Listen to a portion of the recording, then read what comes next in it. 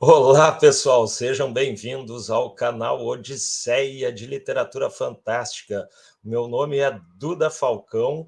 Gostaria de relembrá-los que em 2023 a Odisseia de Literatura Fantástica vai ser presencial, não é? Depois de alguns anos aí de pandemia, fazendo virtualmente o evento, vamos ter um evento presencial dia 7 e 8 de outubro em Porto Alegre, na Biblioteca Pública do Estado do Rio Grande do Sul. Fiquem atentos aí ao canal, né, ao site, que vão ter mais novidades aí chegando. Hoje, então, eu vou conversar com a minha amiga escritora, Paula Febe. Paula, Oi, seja Duda. bem-vinda. Tudo bem? Muito obrigada pelo convite. Estou muito feliz de estar aqui. É sempre um prazer.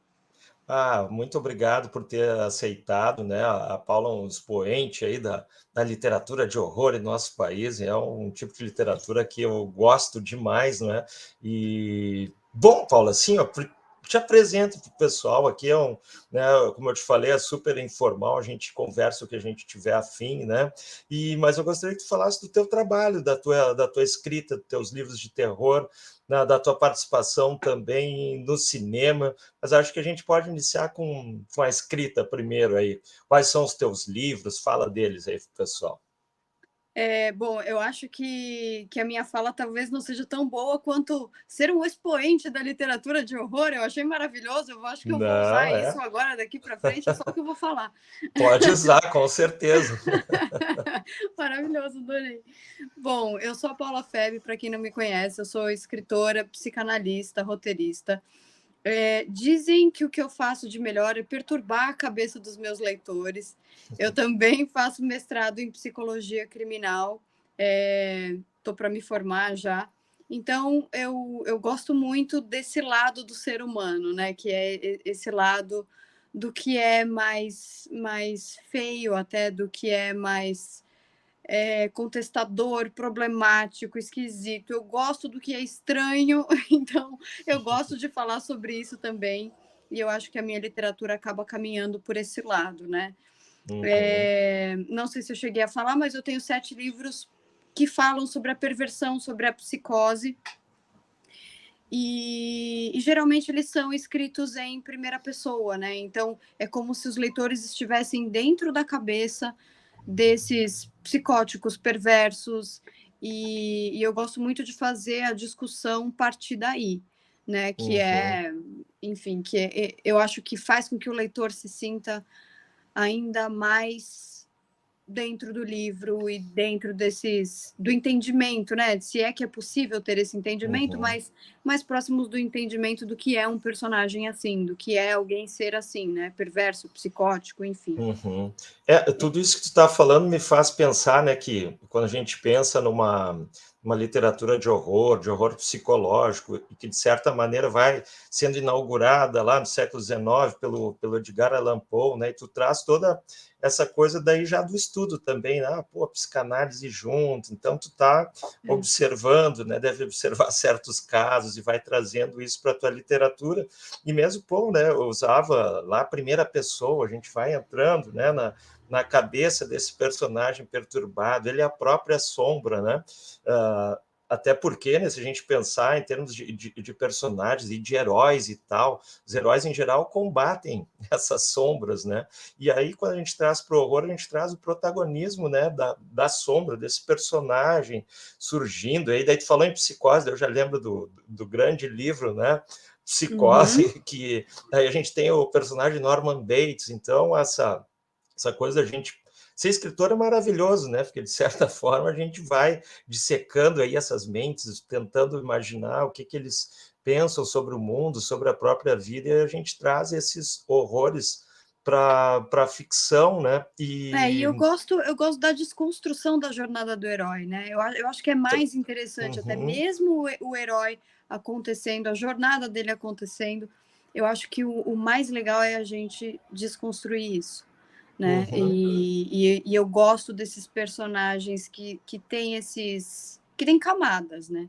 Que eles têm essa Uhum. área cinza, então às vezes Você não sabe se é herói ou se é vilão. Eu acho Nem que bom, nem mal, né? exato, Ele né? é É mais muito às humano vezes no um final das camalhão, né? contas. Claro, como mais É, como as pessoas são, né?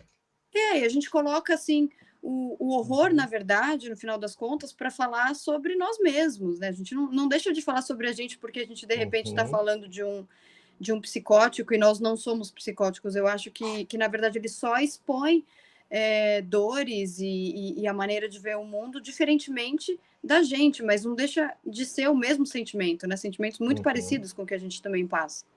Não, e a literatura de horror, ela cumpre um papel super importante, né? Que é exatamente da gente olhar para esse lugar sombrio que a gente não está acostumado, que a gente afasta, né? Que a gente não quer enxergar, né?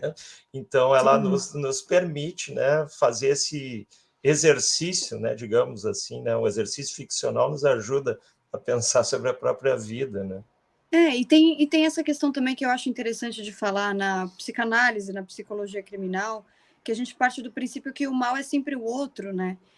Uhum. E aí, de repente, a gente está lendo um livro de terror e a gente consegue se relacionar com o cara que não é a pessoa mais boazinha do mundo ali. Isso traz um certo sentimento para a gente também, né? E faz com que a gente conteste certas questões da nossa própria vida.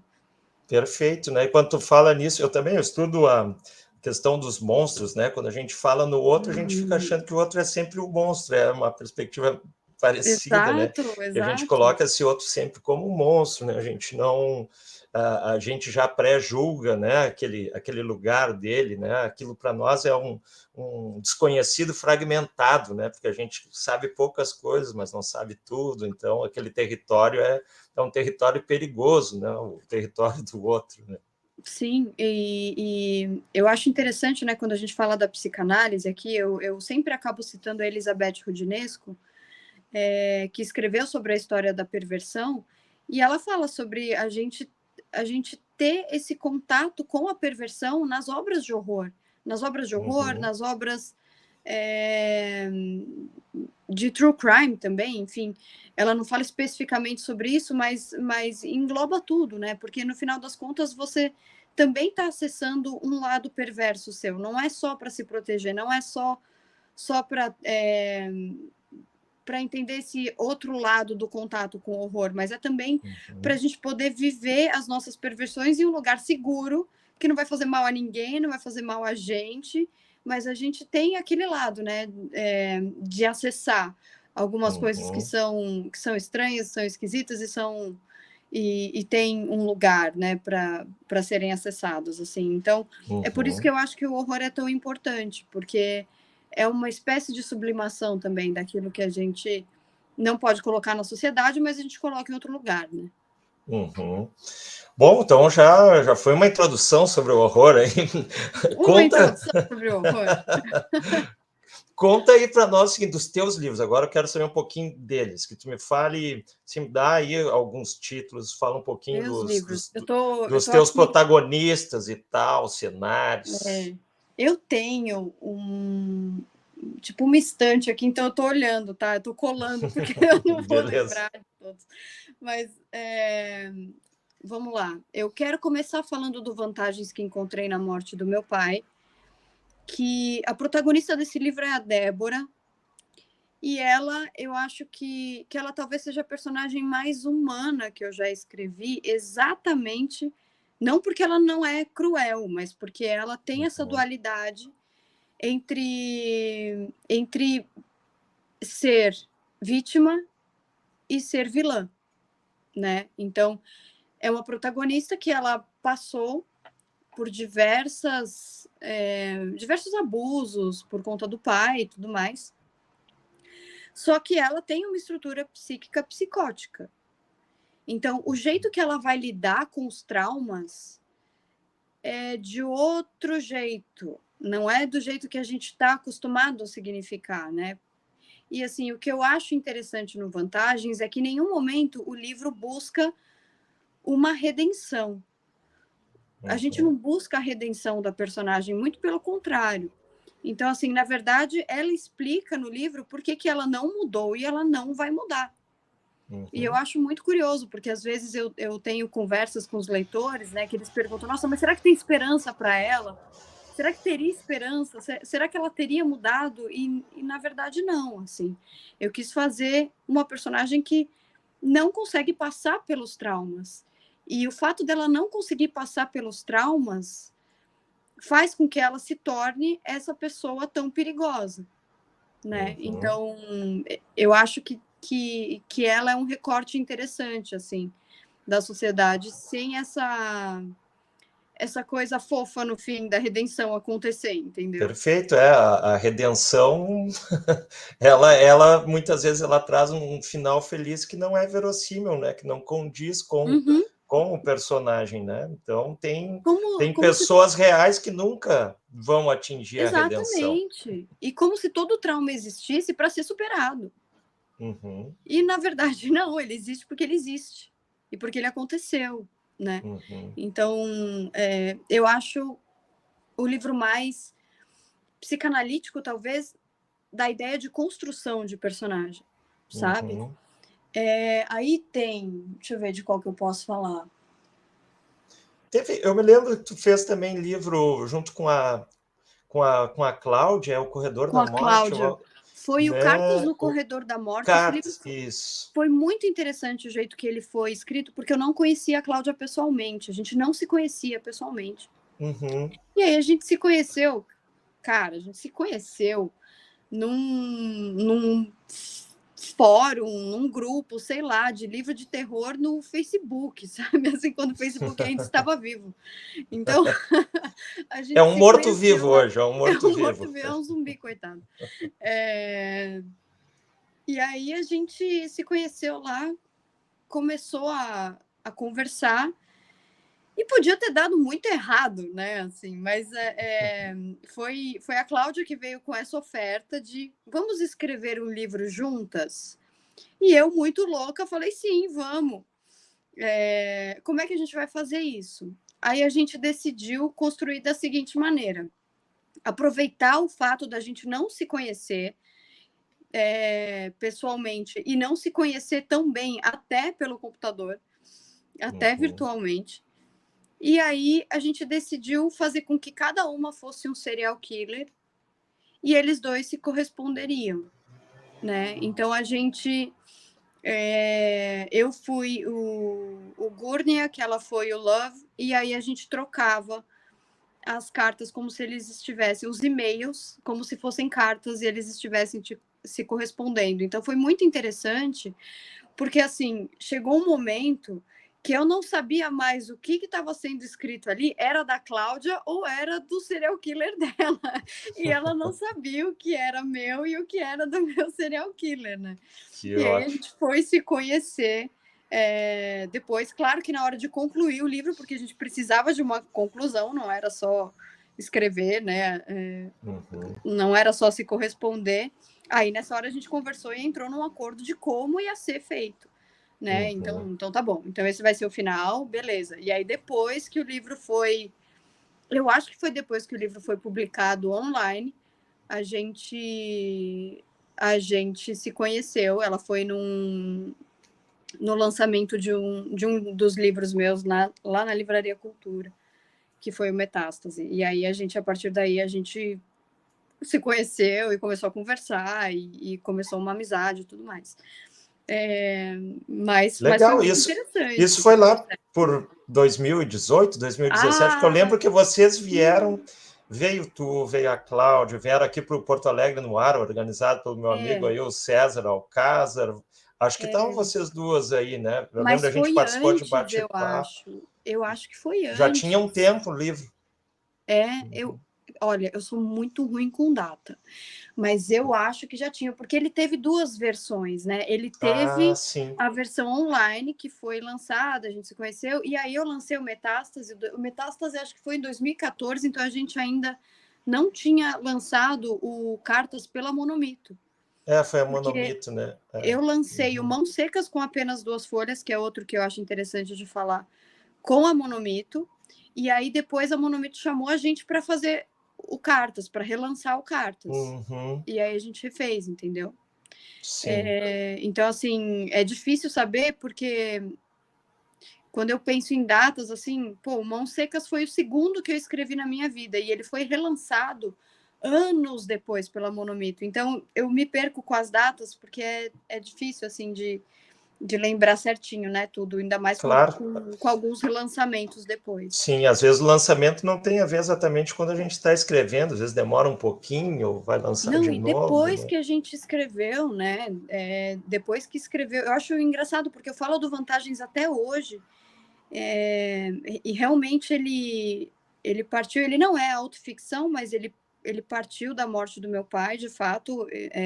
Eu escrevi esse livro por conta disso, ele partiu do meu luto, e meu pai faleceu em dezembro de 2015. Eu escrevi o livro, era, sei lá, 2018. E eu ainda estou falando dele, é uma coisa que já passou há muito tempo, assim, para mim, sabe? Eu já estou escrevendo meu segundo livro depois dele ser lançado, e aí eu tenho que lembrar de algumas coisas também. Sendo que, cara, a gente não vive no tempo do trabalho do livro, né? Quando a gente está trabalhando sobre o livro, a gente tem que reviver o livro. É verdade. Tem que. Agora, até falando sobre isso, tá para sair um filme que eu escrevi roteiro aí com uns colegas, escrito há uns 8 anos atrás, e as gravações estavam sendo esse ano. Olha Então, eu só. já nem lembrava direito da história, precisava Então, ver a e gravação quanta coisa para talvez ver o você que era. mudaria hoje, né? Mudaria, Assim. mudaria. Então, É muito engraçado isso. exatamente.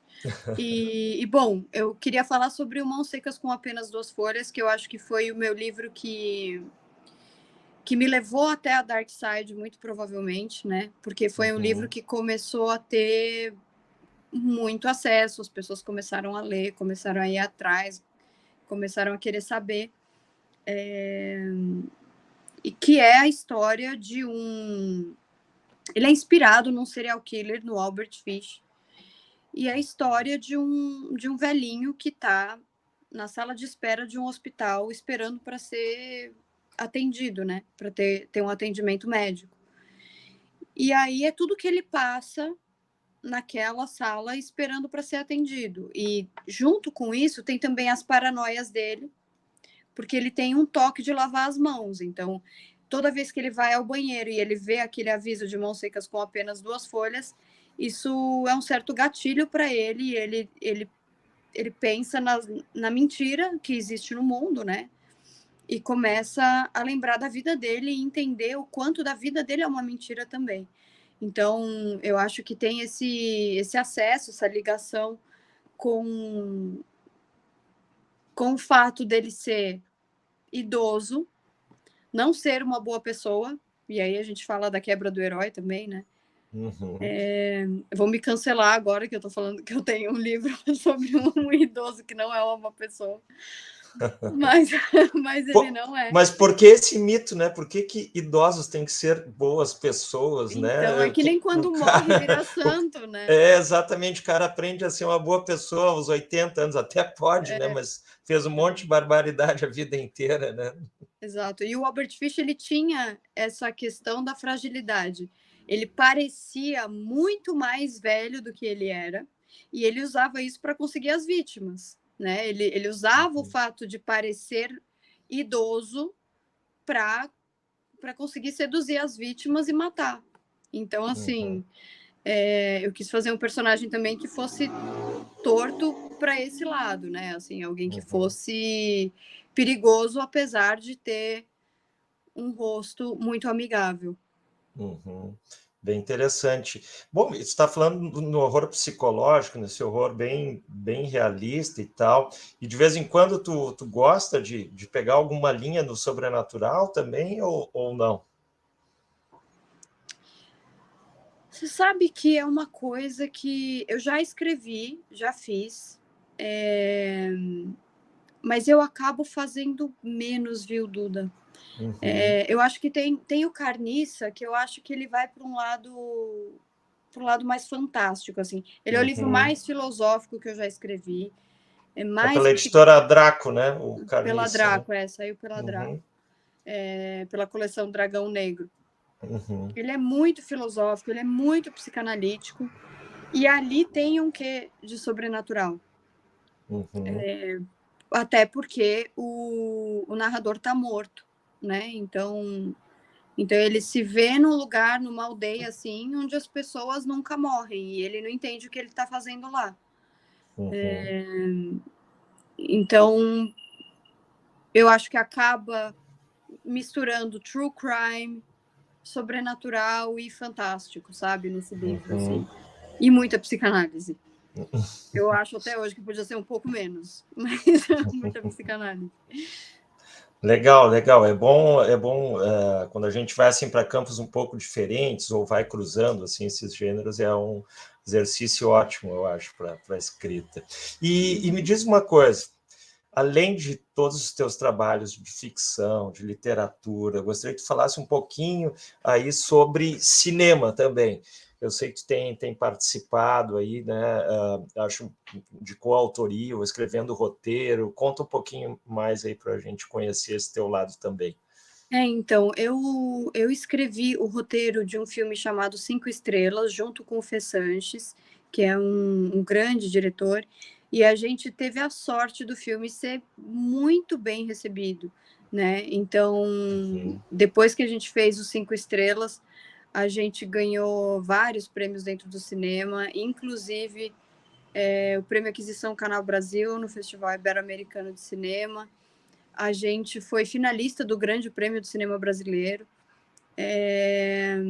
E aí, fora o trabalho com o Fê, eu também escrevi um roteiro junto com o Heitor Dália.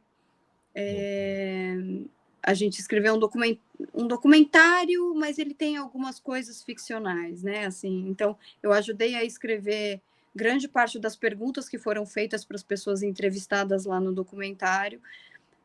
Estava ao lado dele, assim, na direção, né? Eu fui super presente durante as gravações do filme.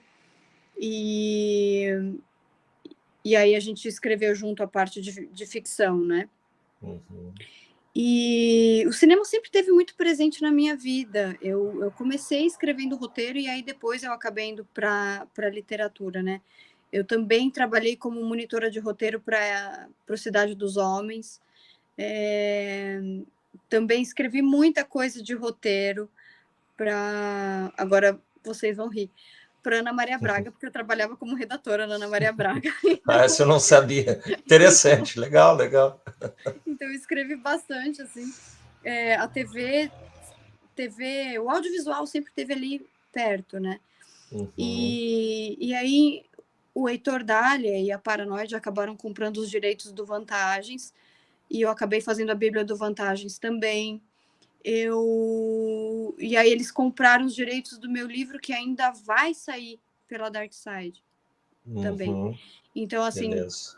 tem vários trabalhos que estão com a Paranoide, né? Assim, Uhum. alguns livros que ainda vão sair, inclusive, mas que estão lá. E, e eu tenho escrito algumas séries, uma série, na verdade, de TV voltada para True Crime. Então, que é Uhum. uma novidade também, né? Que é uma coisa que eu ainda não tinha comentado, mas enfim, tenho feito. E, E tu vamos ver, pode, né, o tu que vai rolar. pode revelar alguma coisa, títulos, o que que rola de Não, não enredo? posso. Senão eu Não imaginei. posso. Mas a gente Não posso. pergunta, né? Por contrato, eu não posso. Se eu falar, eu tô ferrada. Não, não, não fala, tá louco, mas a gente vai aguardar, vamos esperar aí que tem coisa legal chegando, então. Tem coisa Ah, legal. Então, maravilha. hoje eu acabo escrevendo Uhum, bastante, né, para TV, não só cinema, é que o cinema foi uma porta de uhum, entrada e os Cinco Estrelas foi uma sim. porta de entrada, assim, que eu já escrevia para cinema, passei um tempo sem escrever, aí o Fê me chamou de novo, e aí quando o Fê me chamou, parece que abriu a porteira e o Heitor também começou a me chamar, e aí eu comecei a trabalhar com isso de novo. Mas é uma coisa que está na minha vida, né? O audiovisual acaba estando na minha vida também. Ah, maravilha, né? É trabalho de escrita, né? São coisas diferentes, mas a gente está É, escrevendo história, né? eu É escrevi para isso aí. podcast também, né? Eu fiz uma Uhum. audição urbana que foi um roteiro bem complexo, assim. Inclusive, quem quiser ouvir, tá no Spotify, uma audição urbana, Ah, que vamos é uma série deixar. de ficção Sim. protagonizada pelo Niso Neto. filho do Chico Anísio, né? E foi super bem, assim. Então, a gente acaba escrevendo história, né? A gente acaba escrevendo no formato que pedirem, assim. Mas é contar história. É isso aí, claro, claro. Né, a gente vai se adaptando, vai conhecendo os formatos aí e vai contando o que está com vontade. Claro, né? A gente às vezes tem que passar pelo editor, tem que passar pelo Exato. diretor, né? Vai Mas mudando um acaba... pouquinho. É por isso que eu escrevo livro, né? Porque passa pelo editor, mas é o que você quer contar, assim. Agora, Isso aí, isso aí. às vezes em roteiro não é exatamente o que você quer contar, né? Aí acaba Não, sendo uma conciliação. exatamente. Bom, Paula, eu quero te agradecer muito por essa conversa, o bate-papo. Eu te disse que ia ser rapidinho aí, mas eu acho Eu que te deu para a agradeço. gente deixar um recado aí do teu trabalho, né? Confiro o Sim. trabalho aí da Paula, né? E um abração aí, obrigado por ter aceitado o convite. Qualquer coisa, é só entrar aí em contato, tá? E gostaria de deixar o recado pro pessoal aí, não esqueçam, Odisseia 7 e 8 de outubro em Porto Alegre. Valeu, Paula! Obrigada, Duda. Gente, quem quiser, pode me seguir no Instagram, @paula_feb, com 2 Bs, do jeito que está escrito aqui. E tem livro novo esse ano, então, pela Dark Side. Então é isso. Pode dizer Obrigada. o título do livro novo ou não? Também não. Então tá, aguardaremos. Eu vou deixar os links aí do teu site, tudo o pessoal te procurar lá, tá Tá bom? bom. Um abração, Tchau. Tchau.